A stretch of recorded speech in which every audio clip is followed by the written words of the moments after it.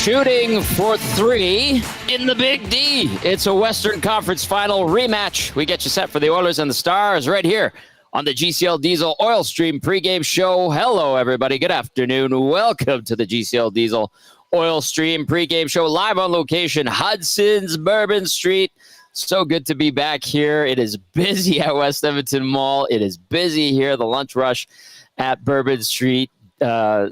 Hudson's, and I have a lot of GCs to give away. Shout out to Steve and Adam and Borley and the entire crew here at Hudson's Bourbon Street. Come on down if you're not doing anything and you want to watch the game. I saw a couple nasties earlier. Cheryl and Rob already here doing a little shopping, and then they're going to come by for the game and to shoot the breeze about the Edmonton Oilers, which we're going to do over the next hour. Hernan Salas holding things down back at ESTHQ. We've got Brad Malone on as our analyst in for Matt Cassian this afternoon, and then Mike Heika, Stars reporter, will be joining us from American Airlines Center in about a half hour's time. Text us 780-218-9999. Get into the nasty chat if you're watching on YouTube, and I need to mention that GCL Diesel, providers of the best diesel engine components around, from turbochargers to injectors, fuel pumps to sensors. They are the critical engine component experts, proud to serve Edmonton and Northern Alberta for over 50 years. Let's see if Nancito wants to hop on and say hi to everybody. Hernan Salas back at EST HQ. Nance, are you doing all right over there? There he is. Yeah, doing excellent. Hanging out with YouTube Trev here as he's doing some work behind the scenes. He's a busy man, but yeah, busy boy. Excited for the game. It's wonderful outside too, Tommy. Yeah, love game days in the afternoon when it's nice out. So, yeah, I know we're gonna break it all down with Brad Malone and Mike Heika, but yeah, excited for this one. Another big test for the Edmonton Oilers and their first afternoon affair of the year. So yeah, ready to go here. You know what? There's this perception of the Oilers in afternoon games, and historically they were terrible. Like, they had an awful record up until about, I think, like 4 years ago. It started to turn a little bit. They started playing more afternoon games, and they're actually not bad at them. Their record, I didn't go and look at it. I just know that it's not the same as it was before, and they had success in afternoon games last year. And I was talking to Jack Michaels a couple of weeks ago. He goes, they're not bad in afternoon games. They're used to them. They handle them just fine. So we're going to have one down in Dallas. Now, they're not particularly great in Dallas. Historically, their record stinks. I did look that up, and I'll pass that along to you. I don't want to make this Saturday any worse or dampen it by any means. It's just, these are just facts about the Oilers in Dallas. All-time, Nanso. You and I talked about a bit on the Oil Stream yesterday afternoon. All-time, the Oilers in Dallas. I'm disregarding the Minnesota years. Obviously, this starts at 93, 94. 12, 37, 2, and 2 ties all time at Dallas in the regular season. Now, the playoffs, a little bit different story. Obviously, the success that they had last year, the Oilers did with Dallas and playing well there, getting a couple of wins. Playoffs are a different beast. And in the regular season, though, it's a horrendous record at 12, 37, 2, and 2 ties. But, Nanso, 4-3 in the last 7 visits to Big D. Yeah, we talked about it yesterday on the Oil Stream, and it's good. I mean, this team is maturing right before our eyes. It was a team that struggled in this game and this sort of game and that sort of game. We've seen it kind of turn the tide in that aspect and win in Dallas, too, not just afternoon games, Tom. Right. But they've won in Dallas. It seems Dallas wins a lot in Edmonton, too. But, yeah, like you said, for me, it's something the Oilers have overcome, and they've played a lot of afternoon games. I know they got quite a few this year. So, yeah, they needed to start winning them. And before, it was a young team. We had all the excuses in the world for it. But now, listen, you're not going to win every afternoon game. But no, at least they're winning more, their fair share than they used to in the past. So that's a good sign. And I'm telling you this, it was the same thing with the Nashville game. You don't need motivation for this game. These are two teams that met in the conference finals. No one gave the Oilers a chance outside of Edmonton, and Edmonton went and took it in 6. So, Dallas got a bad taste in their mouth right now. They want to bounce back and take this game, and they're coming off a loss too. Yes. So we'll see what kind of mood they're in. I know we're going to get into it, but I think special teams is going to be huge in this one. I know Bugsy wants to talk about the special teams in Game Changers. We will definitely be getting to that. And I also want to point out I have a plethora of GCs to dish out. So come by, say hi to me here at Hudson's Bourbon Street at West Edmonton Mall I'll get you your first drink, and just say hi to me. Don't ask me for skip the dishes order numbers because I don't know what you're talking about. Like I had someone be like, "Hey, Skip," I'm like, No, that's not I'm me. going on the air here. But anyway, it's just great to be back on location. We had a great time. White Avenue location at Hudson's the other night. Successful night. VR Montenegro, because I think some of the nasties were divided. Some went to Century because Lieutenant Eric was there for Thursday Night Football, and then VR Montenegro came and hung out with me, and so did Derek Van Diest. But we're getting this thing going back at Hudson's this year, and great partner of the GCL Diesel Oil Stream pre- and post-game show. I saw Andrea texting in saying, I hope Jay and I can make it, just waiting for Jay to get back from work. All right. Tommy, quickly, though, I just want to say this. Happy birthday to our guy, my co-host, former Edmonton Oiler, absolute beauty. Overall good guy, Joaquin Gage. Can't believe that little bugger didn't say anything yesterday. But a big happy birthday to him today. Hope he's spoiled. Hope he's having a few IPAs, and you know he likes and hopefully some sort of a steak because he loves his meat. So, but happy birthday to Joaquin Gage on behalf of the Oil Stream pregame show. I'm not part of saying happy. I'm just kidding. Happy birthday, Gage. Love you, buddy. Happy birthday to our very own Joaquin Gage. He did a great job the other night on the Oilers broadcast as well. Your co-host on EST Afternoons. All right, let's get into starting lineups and the injury report before Brad Malone joins us, filling in for Matt Cassian. Of course, text us 780-218-9999. And get into the Nats chat. Nats, so do you want to throw out a question? Do you have one ready for a question of the day or anything? I do. Do you want to do that really quickly before I do lineups? Okay, go for it. Yeah, it's very simple. We talked about it on the Oil Stream and on our show, EST Afternoons. But after 5 games, the Oilers sit at 2-3. We've seen some poor performances, some mediocre ones, and the last one was pretty good. But for the forward group of the Edmonton Oilers, after 5 games, who has been the best forward after 5 games for the Edmonton Oilers? I'll say right now, my pick is Corey Perry. I think he's been excellent this year. I think he's been involved in every game. He should have 2 or 3 goals. He's missed a few. He set up the first one in Nashville. That would have been a beauty if he was able to get that pass to Skinner back post. But I have 4 guys that I've really liked so far this season, but I'm going to go with the old guy, Corey Perry. What about you, Tom? I like that. Good out of the gates. I feel like this guy's on your list of 4 guys you like so far to start the season. Jeff Skinner. Yes. 100%. I think he's off to a good start. And I think that little wake-up call from Chris Knobloch by putting him on the third line for just one practice, I think he got the message, and it kind of woke him up. And you know what? That's a good move by the coach. That is a smart play. And then, you know, we talked a lot about it, the slight benching, if you will, the skipping in rotation of Leon Draisaitl. Jeff Skinner has been in the league for over a decade. He's been in the league since 2010. He's a 1,000 game guy. He's been a goal scorer, and that's a message. That's a message. And then Draisaitl, one of the best in the game, also getting skipped over in a couple of rotations for his shifts, ends up scoring the game-winning goal against Philadelphia.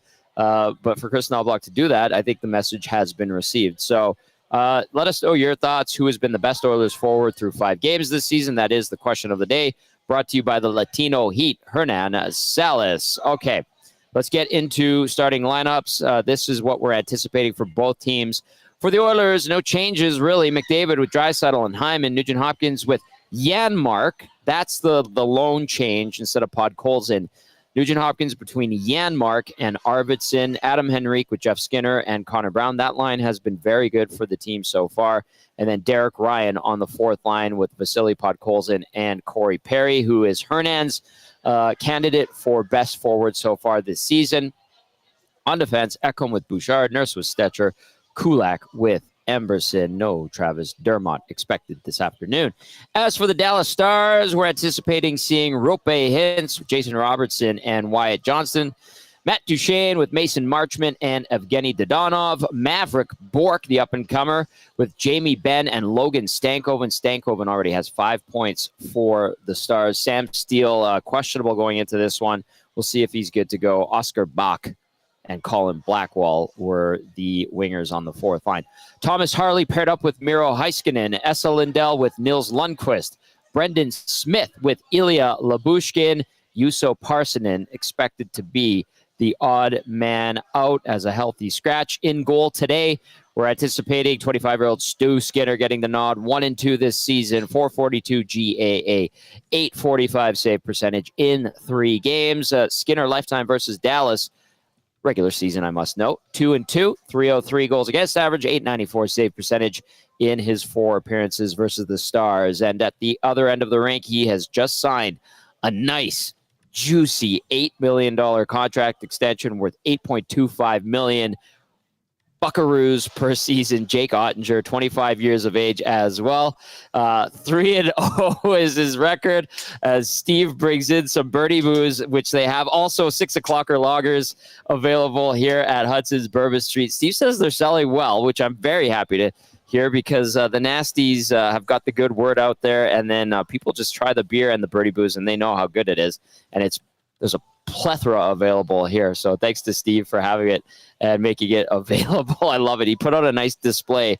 You got the 40s of Birdie Booze and then the tall boys of 6 o'clocker lager available. So maybe we'll sneak a couple shots in for some folks if you come by and say hi. Ottinger, 3-0 this season, 163 goals against average, 948 save percentage with 1 shutout in those 3 appearances this season. Lifetime versus the Oilers, Ottinger, a 3-2-1 record, 268 goals against average, 905 save percentage, 1 shutout in those 6 appearances versus the Oil in his career.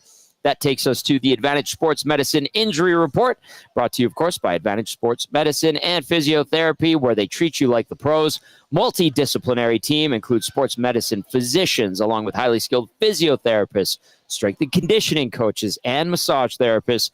Whether you're recovering from an injury or looking to enhance performance, they treat you like a pro using the same locker room approach, trusted by the best in the game. For the Oilers, Evander Kane, LTIR, abdominal surgery. Roby Yarventi, who the Oilers traded for in exchange for Xavier Bargot in the offseason, is on the IR recovering from knee reconstruction. He has been skating with the Oilers' strength and conditioning team.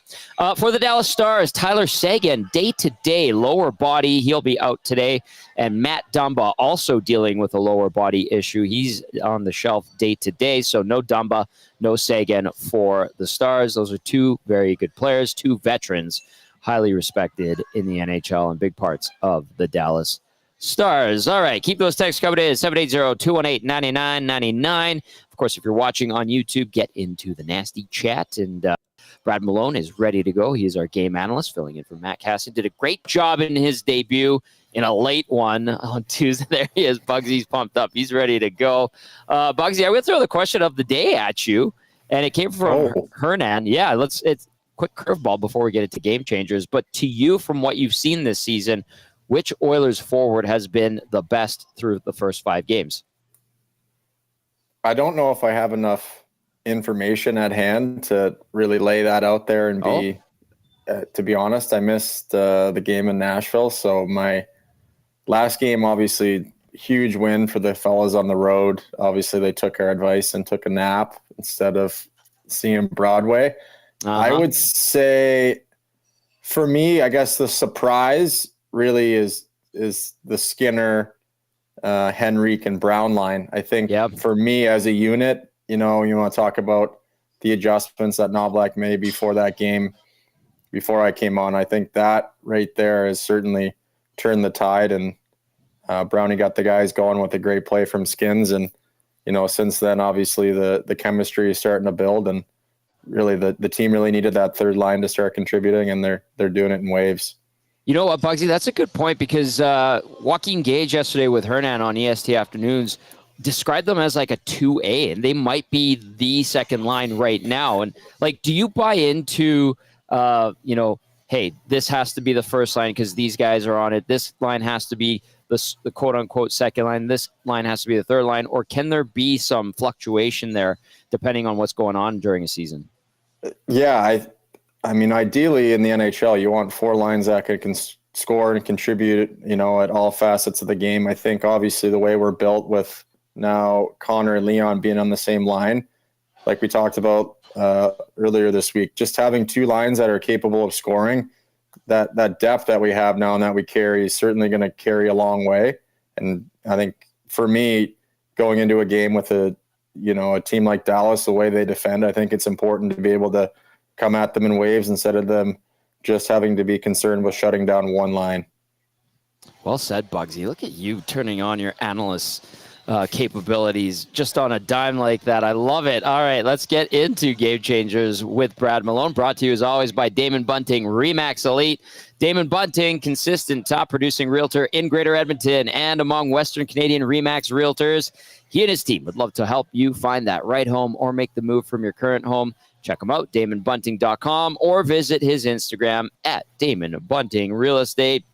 Brad Malone, number one for you this afternoon as the Oilers take on the Stars. I like this. I think I know where you're going with it. Game 7.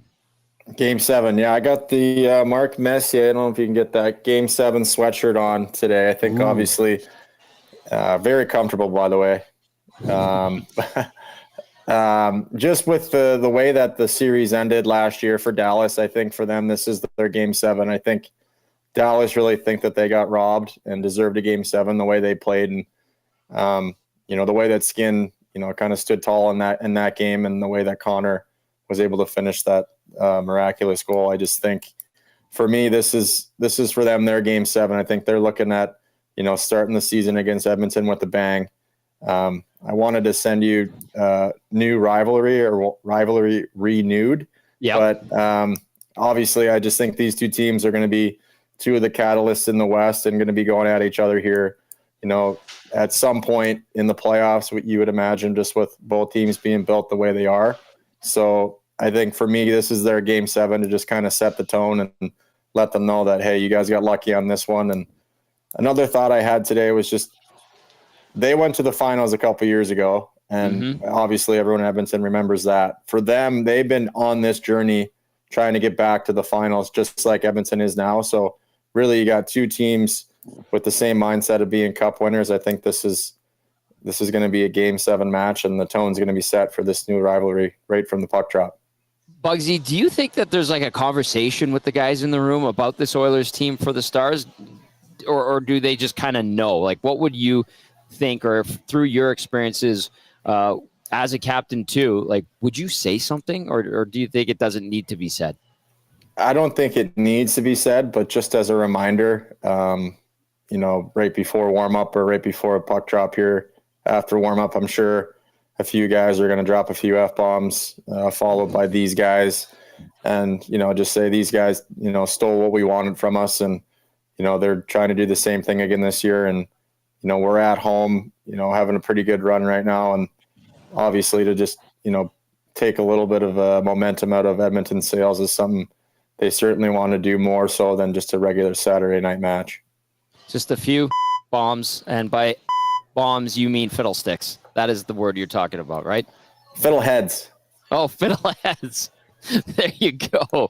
Brad Malone with Game Changers today as the Oilers take on the Stars. Yes, renewing the rivalry. And Bugsy, I think you and I can both recall, we're of the vintage, and Hernan included, where the Oilers and Stars faced each other, seemed like every postseason. Your father-in-law was part of like that grumpy old men line with, who was it, like him, Mike Carbonneau? And Guy Carbonneau, yeah. Did he ever talk about facing the Oilers? I mean, he has a plethora of hockey experiences winning the Stanley Cup with the Habs, too. Yeah, he actually brought that up this summer, actually, and I didn't really put it together, but when we were going over a few things, he just mentioned kind of how they conducted themselves and just kind of the conversations. Oh, we're going back to Edmonton again. We're going back to Edmonton again. So really it became routine for them to play each other. And certainly I think they had their routinely post-game dinners scheduled very regularly. Well, I mean, that tradition certainly worked for the Dallas Stars, Kirk Muller, Guy Carbonneau, and Mike Keane. All right, number one was Game 7 on Game Changers. Number 2, goaltending pressures. Bugsy, take it away. Yeah, for me here, I'm going with two angles. To start in Dallas, Ottinger with that new contract, obviously his numbers after 4 games are dazzling and living up to the contract and the numbers.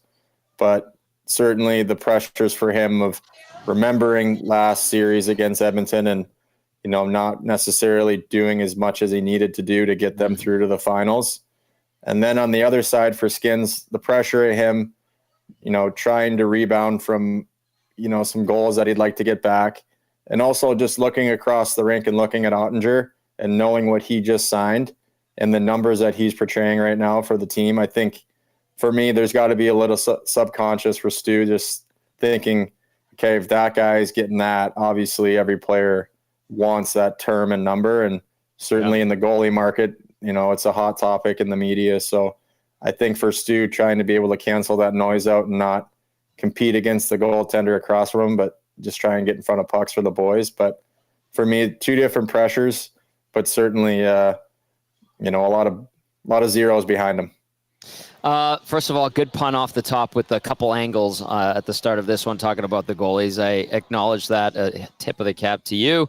And then the goalie numbers. Yeah, and you brought it up, but I was going to ask you anyway. Like, Ottinger gets 8.25 AAV over 8 years on his extension. We saw the Swayman saga in Boston. He gets just over 8. And then we're watching the stuff with Shesterkin with the Rangers, and he turns away $11 million per year trying to reset the bar for goalies and their pay. Like, where do you come out on this? If the best goalies, the majority of them that are at the top, are getting in that $8 million range, you've got Bobrovsky that's kind of an outlier, and then now Shesterkin shutting down an $11 million per year extension. Like, did he just sewer himself by saying no to that with the Rangers? And what do you think of the goalie market? Well, I think it's great for the game. I think, as an old union rep, anytime salaries are getting increased and, all those good things. Yes. Yeah, I still have a little bit of the union card. That's fine. I think it's great. But in terms of Shesterkin, I think for me, you comparing apples and oranges there. I think in his mind and in his camp's mind, he believes that he's the best goalie in the league, and deservedly so. And so that's like kind of saying you're comparing a guy coming off his entry-level deal, signing their 8x8 standard new contract that everybody's getting, and then Connor signing, or Leon signing, his $14-15 million a year contract. I think I think he's valuing himself as the best, and certainly Bobrovsky and Price set that market. And obviously with the base kind of coming up to that 8 million mark, obviously he's probably looking more at 12, which you need a goalie to win. So you got to value him, but certainly it's a lot of money to put into a goaltender in these days and age. I don't know. You need him. I don't know the guy. If he's making 12 million, and goalies don't put money on the board either. So we don't see any of that. You're defending them and then you sewer them. I love it. All in the same spiel. It's the best. Well, I'm bouncing off the walls. I mean, just think about Skins and being roommates on the road together in Bakersfield and watching him go through his process and write things down in his journal. And I mean, obviously he was a highly touted prospect, but then to get to the point now where you and I are having a logical conversation about him making $8 million for 8 years, like, it's just incredible. I think that's to me where I'm kind of getting a little fidgety. Well, I understand that rationale, and yeah, Stu Skinner is probably going to want to maximize his contract, and to do that, he's going to have to play well. He's going to need the team to play well in front of him, and it continues this afternoon against the Dallas Stars. So I get where you're coming from on that one. It is Game Changers, brought to you by Damon Bunting Remax Elite. Brad Malone with us as our analyst as we get you set for the Oilers and the Stars. Number 1 was Game 7. Number 2, goaltending pressures. Number 3, Bugsy, special teams team total, and this is a good one. Yeah, for me, just going over this and really kind of breaking it down. Every year in hockey, or every season, everyone starts at 100% and 0%, and the argument is always 110% PK and power play combined. And when you look at Edmonton's numbers, not great in either category, obviously, and so for them to be carrying the record that they are with those numbers certainly speaks a lot about their 5-on-5 play, and kind of maybe, talks back a little bit about the conversations we had last week about their D-zone coverage and respect and responsibilities. And now for them, they have to find a way to keep those things alive and strong 5-on-5 play, and then regroup on the special teams. And, find a new way, find a new look, and find a different angle to start, putting things in, and on the other side, keeping things out of the net. And then for Dallas, they're humming. Their special teams are, the numbers where they're at are certainly in a lot better spot, and probably reflects their record a lot more. And that's probably why they're winning games. And then when you put those two things together, certainly tonight, special teams is going to be a major factor in this game. If Dallas can keep doing what they're doing against Edmonton's power play, the frustration is going to build.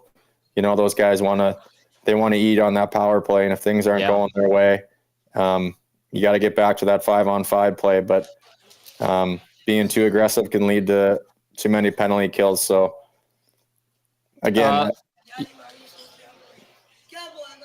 Bugsy, I was just going to say, I've got someone yelling at me here.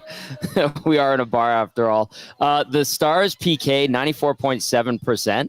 And then the Oilers combined, like you talk about that 110% total, they're combined at 65.6% power play and PK. So big time struggles there. And then, like you said, Dallas Stars on the power play trying to eat and feast on the Oilers PK. The Stars, oddly enough, like their power play is struggling at 5.9%, 1 for 17. And they're probably looking at the Oil and saying, hey, we've got an opportunity to get going on a bit of a run here on the power play against this Oilers PK. From what you've seen from the Oilers penalty kill, like what's letting them down right now? I think just for me, it's the push down is the push down. I mean, you're going to get seamed at times. You're going to give up that dot to dot pass. And when that happens, you really need that weak side D flexing out and taking a certain area of the net away for Stu or Pix to take up the other side of the net and really split duties. The way these guys can bring it now and release it, and just the amount of velocity that they have on these things, it happens in a flash, and there needs to be some anticipation from D, especially that weak side D, to flex out. And maybe we're having too much emphasis in the meetings on staying net front and winning those 50-50 battles to clean up the garbage goals like we talked about earlier. But again, then you're leaving that flank open, which is usually the best shooter on each team, which has obviously been haunting us. Yeah, that's definitely bold underline emphasis on that. Game 7 was number 1 on Game Changers today. Goaltending pressure is number 2. Number 3, special teams team total. The Oilers special teams team total is not particularly good going into this game, 65.6%. The Stars much higher, closer to 100, 94% on the PK, just under 6% on the power play, but definitely around that 100 mark.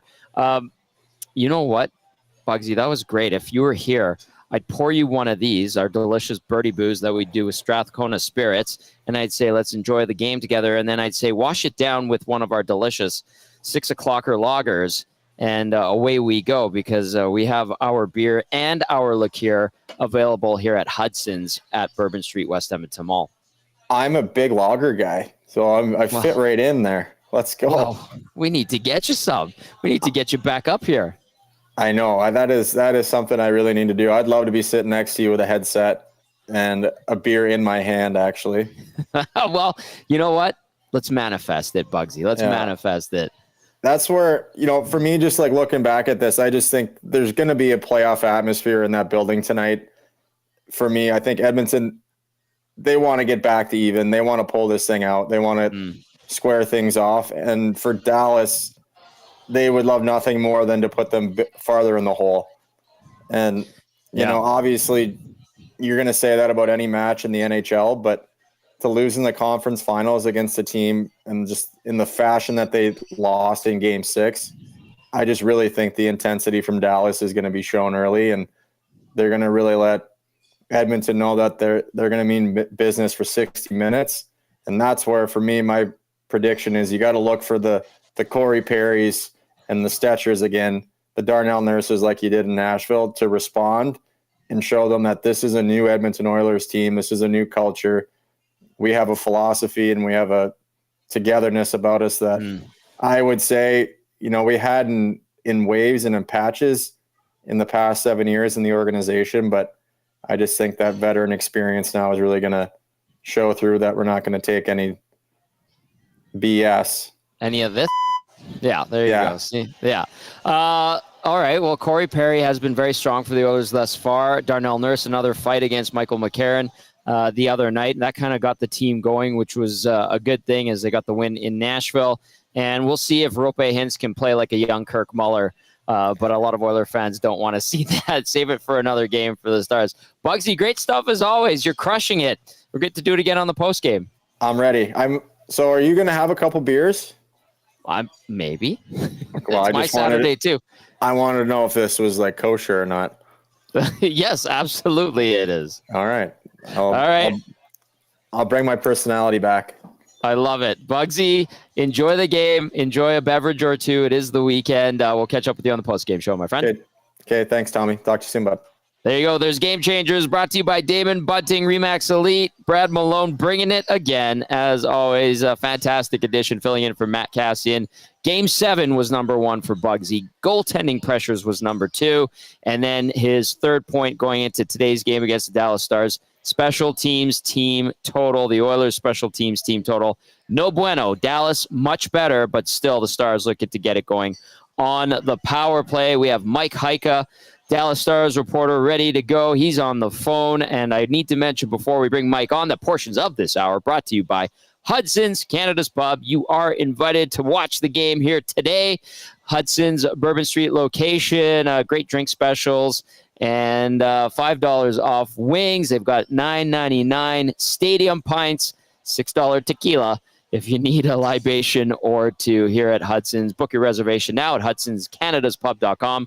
Or just come on down, say hi. I've got a bunch of GCs to give away. I'll buy you your first drink or help you have a snack or two here at Hudson's. All right, he's on the phone. He's at the AAC. It's Mike Heika, Dallas Stars reporter. Mike, we just had Brad Malone on as our analyst, and he was talking about Game 7 for the Stars, maybe treating this like the Game 7 we did not get to see in that conference final. Do you think that the Stars are looking at this a little bit of redemption in the first meeting with the Oilers today? It's hard to tell. I think it should be a very fired up game. I'm not sure we're going to get to that level of intensity this quickly in the season. But I do think they've had a really good camp. They obviously got up to 4-0 start. They're coming off a loss. They don't like to, it's one of our big mantras last year was do not have consecutive losses. And they did a pretty good job of staying away from that. So there's a lot that can go into it all, but I don't think it's going to reach any sort of playoff level just yet. Fair enough, and I know it's super early in the season, and you mentioned that the Stars are off to that pretty good start. The loss to Washington the other day, what led to that? Because I don't think a lot of us kind of see Washington as a super dangerous team, although they were in the mix for the postseason last year. Yeah, they played well. I mean, they're a big team. They did a lot of good things, but Dallas had the advantage in shot attempts. The Stars, again, the power play, is, you guys are talking about the special teams.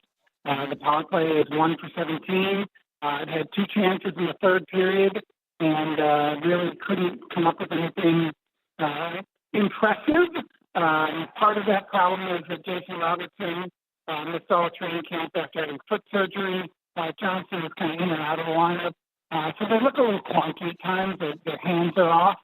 And I think the further this goes along, the more it gets into their head.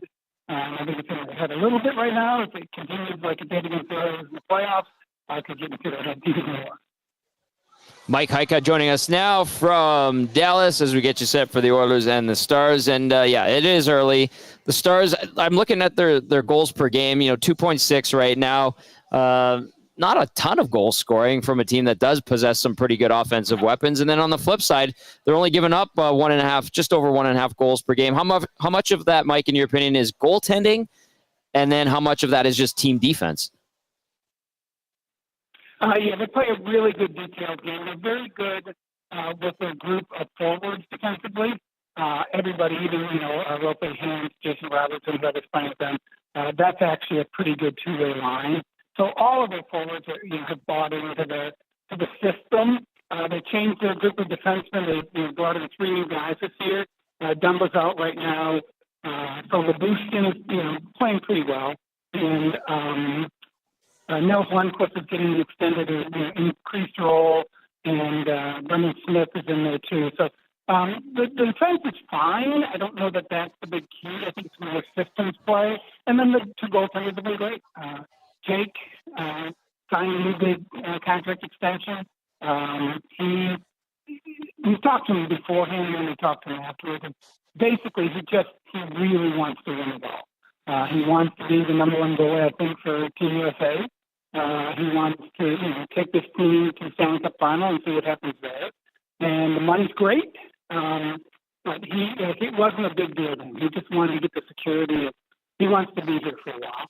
So that's been good, and Casey Smith has been really good as a backup so far.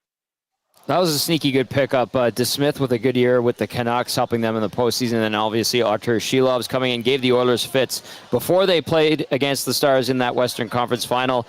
Mike, with the young guys on this Stars team, I'm watching Stankoven, Johnson, Mason Marchment. They each have 5 points on the season, kind of leading the way offensively.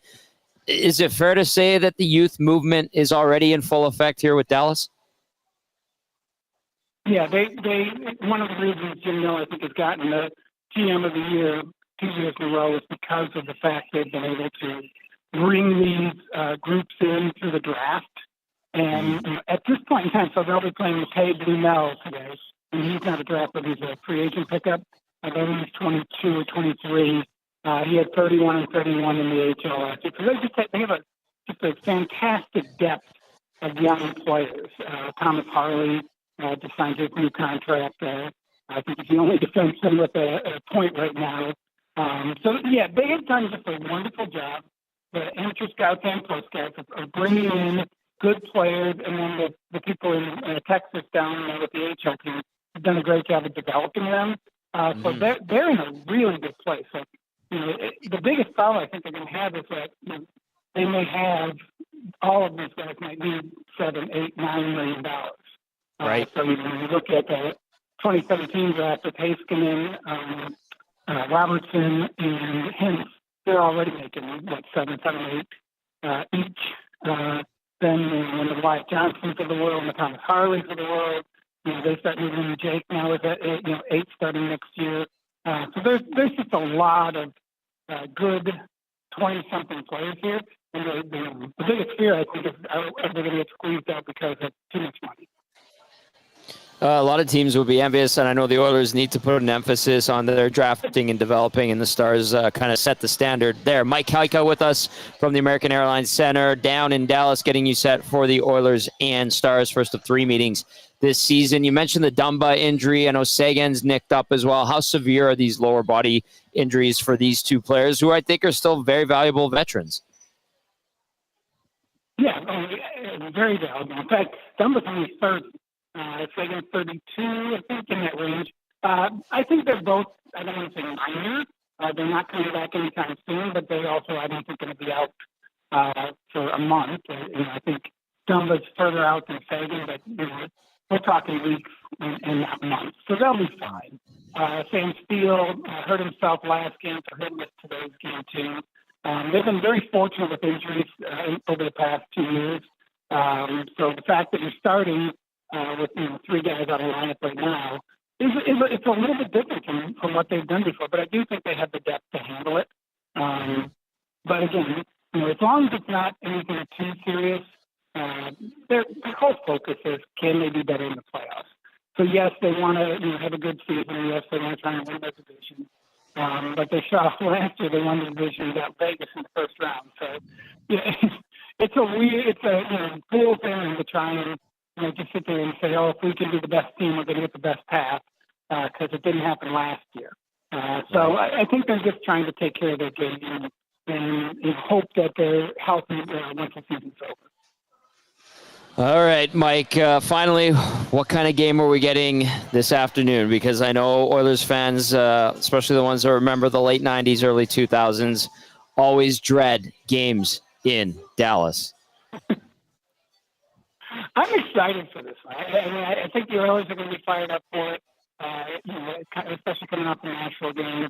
I think the Stars definitely want to snap back from the Washington game and obviously, try and get something but they didn't get in the playoffs last year. So I'm very excited. It's weird down here because on a Saturday afternoon, all anybody talks about is college football. Texas is playing Georgia tonight, so that there's a lot of buzz in that regard. But I do think this is a really nice game for fans of hockey. And the timing of it is a little weird, but I think the potential for it to be a great matinee is there. I love that you brought up the college football because people were texting into the station yesterday going, why the hell do the Oilers always play the Stars so early in the day? And I'm like, well, think about it. Sundays for the Cowboys usually, and then Friday night lights for high school football, and then you've got college football on Saturdays, and they're in the middle of that season. So thank you for reiterating my point and making sure that I'm not a dum-dum to all of our listeners and viewers because, college football is in full effect now, in full swing. Mike, great stuff as always. Appreciate the time. Good to chat with you and enjoy the game today. All right, thank you very much.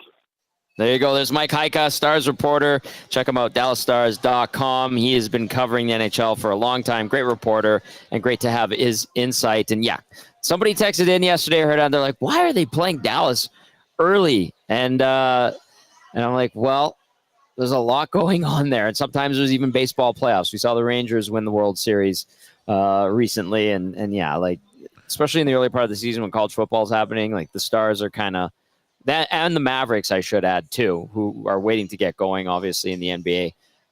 There's a lot going on in and around Dallas. Yeah, I mean, NHL schedule makers don't look at that. They're just like, let's just put them in, and like you said, there's a lot going on. Sneak this game in. It's going to pick up, and it's always a pretty good crowd there. They get pretty into it. Yeah, I like it. Hockey's huge there, so yeah. Except for the guy that sits behind the goalie and bangs the glass. I don't like that stuff. That is so annoying. That guy needs to go. Glass banger. Yes.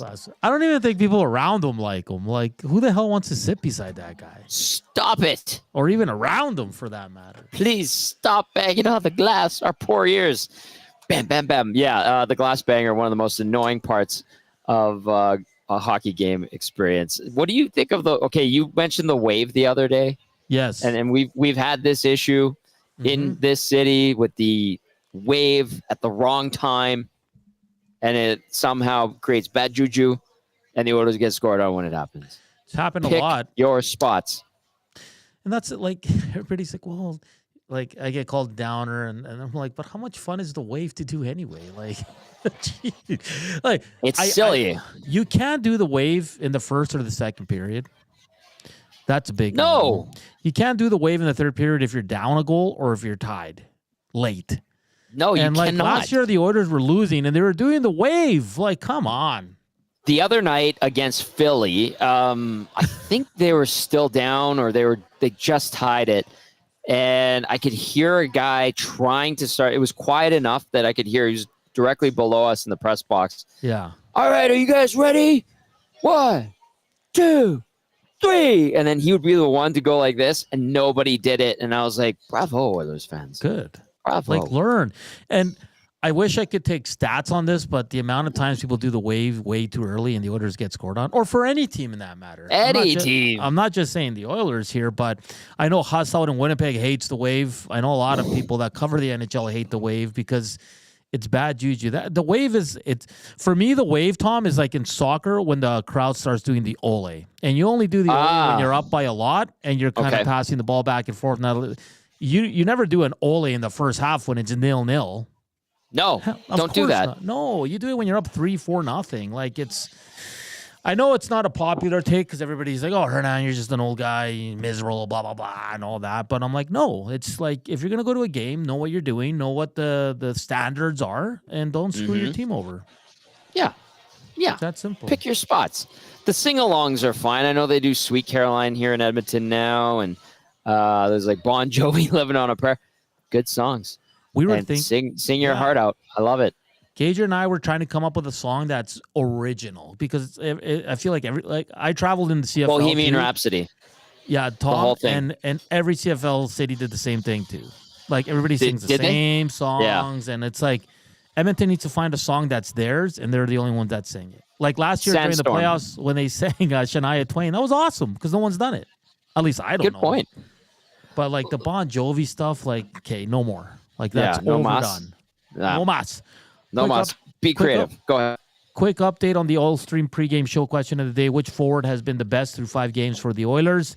Jeff Skinner, Corey Perry, Connor Brown, or Rico? And I said other, comment below. No comments. So, but leading the way is Jeff Skinner at 64%, followed by Corey Perry at 18%, then Rico, then Connor Brown. But Tom, I couldn't put any of the top dogs outside of Skinner on there. Maybe Arvidsson, but he really hasn't put up points. He's playing well. But I think that third line with Skinner, Brown, and Rico has really been good. And Perry's doing a lot with minimal minutes on the fourth line. Valid. I 100% agree with you. I picked Jeff Skinner. You picked Corey Perry. I think we're going to see a lot of that. Obviously, we're seeing it as you just update us on the question of the day. The Latino Heat bringing it. Who has been the best Oilers forward so far this season? Let's go to Scalding Gord, who texted in. Scalding Gord says, I think this is the first real test for Edmonton.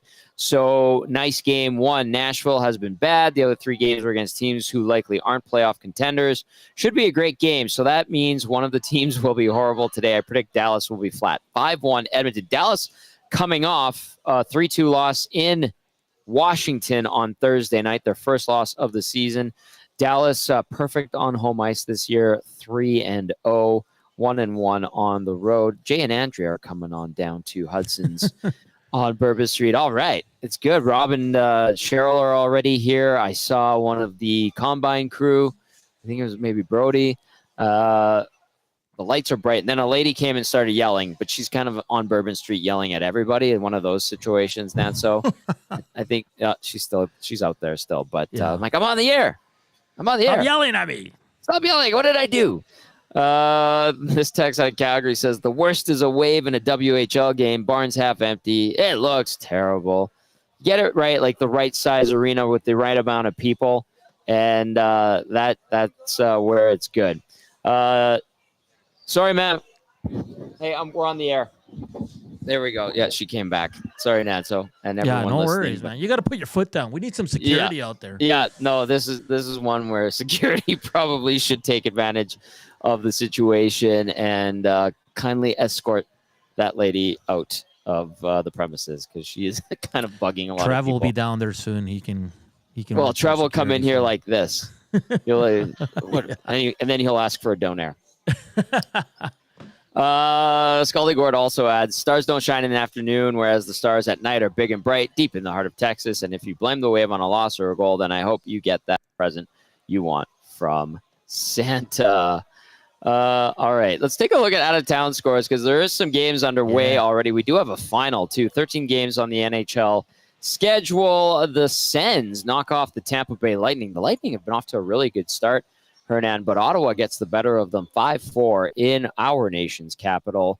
Right now, late in the second period, Detroit up on Nashville. Just under 10 seconds remaining there. 2-1 the score. Preds continue to struggle, looking for their first win of the season. You've got Vegas visiting Florida, the Rangers in Toronto, Washington in New Jersey, Montreal on Long Island, Vancouver at Philly, Columbus hosting Minnesota, St. Louis gets Carolina on home ice, Chicago gets Buffalo at United Center, Boston making a visit to Utah.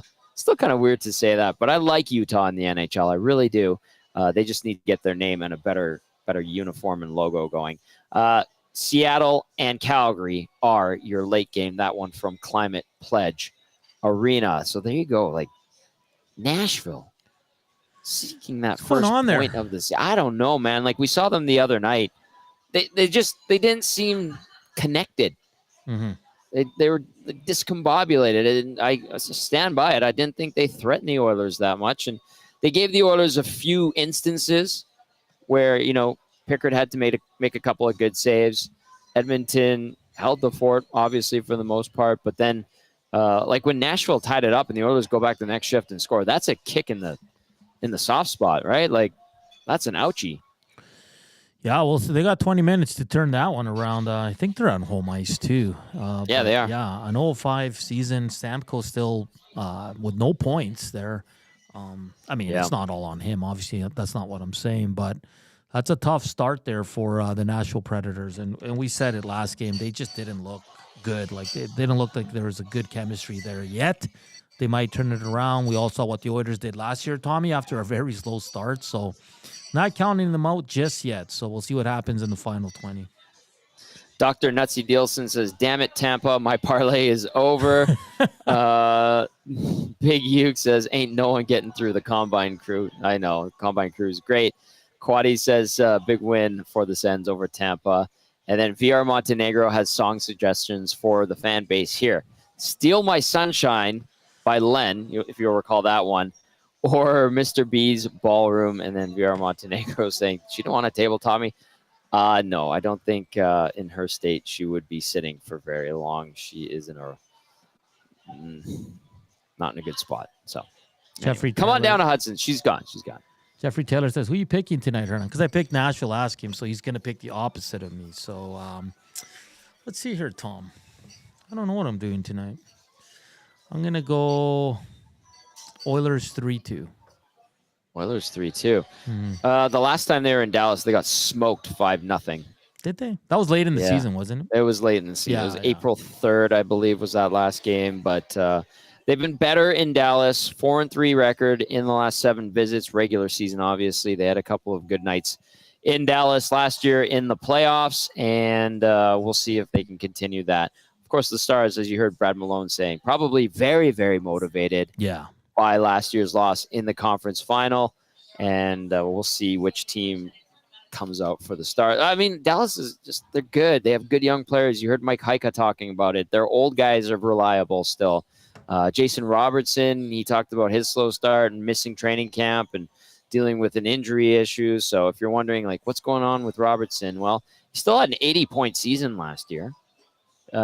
He had a couple of 40-goal seasons prior to that, but this year, 3 points in 5 games, 2 goals and an assist. But I think he's going to be just fine. I think he's an 80-plus point guy for the next decade. And that's two top lines going toe-to-toe here. You got the Oilers' nuclear line, and then you got Rupe Hintz with Jason Robertson and Wyatt Johnson. That's going to be great. For me, the key to this one is who's going to score on the power play. Edmonton sitting at 7.7, Dallas sitting at 5.9, which is just unreal for both these teams. The difference is, though, Tommy, the PKs, Dallas 94.7, Edmonton still under 60%. So if you can get power play goals in this one, you're probably going to win the game. All right, for the Oilers tonight, if you want to know your lineup, here it is. That nuclear line, like Hernan said, still intact. McDavid between Draisaitl and Hyman. Nugent-Hopkins with Matthias Janmark and Victor Arvidsson. Adam Henrique between Jeff Skinner and Connor Brown. Derek Ryan centering Vasily Podkolzin and Corey Perry.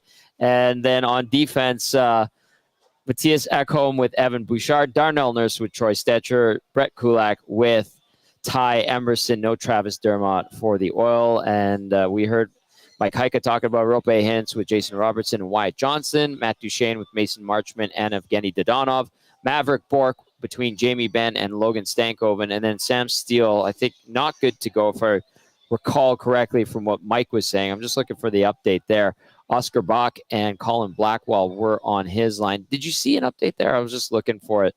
Let me check on right Twitter. Here. Yeah, I'm going to the Stars Twitter because I know the team's finished up warm up and we're getting set for the pregame festivities down in Dallas, and the puck drop just after 2:00 our time. So if we get an update on that, that'd be good. I'm just looking for it here as we scroll through. And then your goalies for this afternoon: Stu Skinner for the Oil and Jake Ottinger for the Stars. On defense for Dallas, by the way, Harley with Heiskanen, Lindell with Lundqvist, Brendan Smith with Ilya Labushkin. No Dumba. He's got a lower body issue. And no Tyler Seguin, lower body issue as well for the Stars. Let's see if we got any final thoughts here via the text line. Jason the Acadian says, on our way. Just going to miss the puck drop. And another one out of Calgary says, speaking of original songs for teams, no one beats Dallas. Pantera is awesome. Yeah, they have the Pantera goal song, I think, the Stars. That's great. Yeah, I respect the hell out of that. Phyllis. I can't find an update, but nothing at least in the last hour or so. So we'll just have to wait and see on that. We'll see. The boys will have it on the broadcast tonight or this afternoon. Phyllis says, hey, everyone, just checked in to smash the like and to say go Oilers. And then X-Ray J says, all right, gentlemen, third period, Oilers are 0-3 with 2 shots on goal. This on the power play. Does Coach KK see if Jeff Skinner can move the needle or give power play a better share of the power play? I would say he just sticks with the big dogs to get it done. That's my guess, X-Ray J. I don't think we're going to see Skinner take Nugent Hopkins, and I don't think we're going to see Corey Perry replace Zach Hyman on the power play. But I wouldn't mind seeing power play 2 if power play 1's not clicking. I'm with you, man. I think if the first 2 power plays don't go well, I'd start that second power play. Send a message. You've sent 2 messages already to 2 big names. Trust me, you can't worry about hurt feelings and being pissed off. That might spark power play 1. So I think he's going to give him the benefit of the doubt and start PP1. But things are not going well, Tom. I think we're going to see power play 2 a lot more today if there's multiple power plays for the Oilers. All right, the Oilers have won 3 of the last 5 games versus Dallas. Obviously, we're dipping back into the last couple seasons. They go 1-2 versus the Stars last year. 4 wins in their last 7 visits to American Airlines Center in the regular season. We'll see if they can make it 2 straight road victories, 3 straight wins overall to get back to 500 in the early part of this season. Come on down to Hudson's Bourbon Street at West Edmonton Mall. I got a bunch of GCs to give away. The lady that was yelling profanities at everybody is gone. And we've also got Birdie Booze to pour you. And there is the delicious and nutritious 6 o'clocker lager available here at Hudson's Bourbon Street. That's going to do it for the GCL Diesel Oil Stream pregame show for Brad Malone and Hernan Salas. I'm Tom Gazzola saying thanks for watching. Thank you for listening. We will catch up with you on the postgame show live from Hudson's Bourbon Street. Come on down and say hi. Great vibe, as always, on a lovely Saturday. Enjoy the Oilers versus the Stars. We'll see you after the game.